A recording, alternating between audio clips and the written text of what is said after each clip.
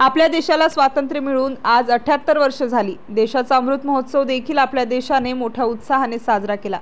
आज आपला देश एकीकडे मंगळावर आकाशात झेप घेत आहे, मात्र एकीकडे त्र्यंबक आणि इगतपुरी तालुक्यातील ग्रामीण भागातील रस्ते मात्र आजही पूर्णपणे खराब झाले आहे।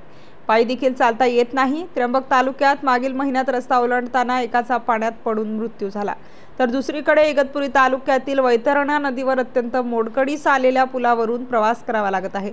तो पूल कोणत्याही क्षणी सदर पूल पडू शकतो अशी स्थिती आहे।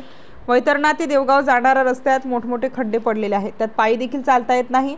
दापुरे ते जोशी कंपनी या रस्त्याची पूर्ण चाळण झाली आहे, तरी त्र्यंबक तालुक्यातील सापगाव ते कळमुस्ते या रस्त्याचे काम निकृष्ट दर्जाचे करून अपूर्ण अवस्थेत आहे। या सर्व रस्त्याची तात्काळ दुरुस्ती करावी व ज्या ठेकेदाराच्या हलगर्जीपणामुळे टाकेहर्ष येथील संपत शंकर घोटे या व्यक्तीचा पाण्यात वाहून गेल्याने मृत्यू झाला आहे, त्या ठेकेदारावर मनुष्यवधाचा गुन्हा दाखल व्हावा म्हणून एल्गार कष्टकरी संघटनेच्या वतीने स्वातंत्र्य दिन 15 ऑगस्ट 2024 रोजी रास्ता रोको आंदोलन देखील करण्यात आले होते।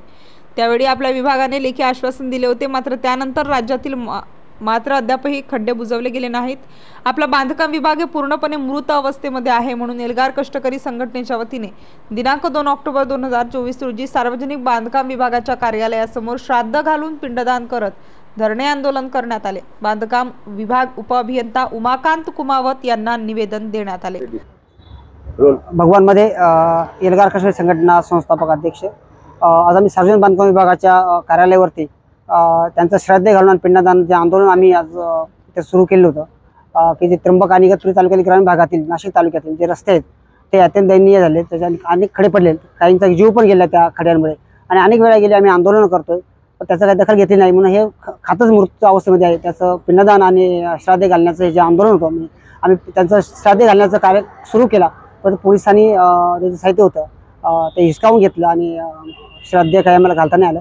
परंतु त्यांनी आम्हाला लेखी आश्वासन दिलेले आता सार्वजनिक बांधकाम विभागाने लेखी आश्वासन दिले त्यांच्या कार्यकारी अभियंत्यांनी की हे पुढील एका महिन्यामध्ये पूर्ण डांबरीकरण नोव्हेंबरपर्यंत डांबरीकरण केलं जाईल आणि तोपर्यंत जे खडे पडले ते उद्यापासूनच आम्ही भरलं जाईल असं आम्हाला आश्वासन दिलं।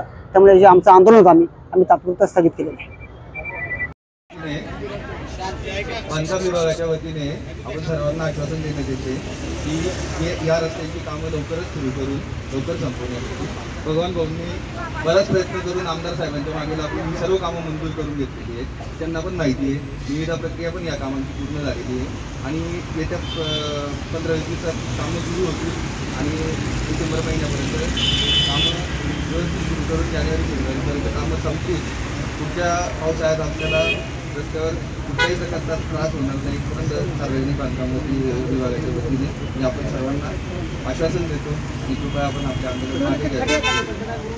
त्या स्वरूपात आपण जे राज्यमार्गावरती जे खड्डे तात्पुरत्या स्वरूपात आपण भरून घेतलेले पावसाळा असल्यामुळे पावसाळ्यात आपण 2-3 वेळेस खड्डे भरले, परंतु ते निघून जातात आणि पूर्ण पक्के काम जे आहे ते आपण येत्या 15-20 दिवसात 100% सुरू करणार आणि ते काम सुरू झाल्यानंतर आपल्याला हा त्रास। स्टार न्यूज साठी मोहसिन पठाण, नाशिक।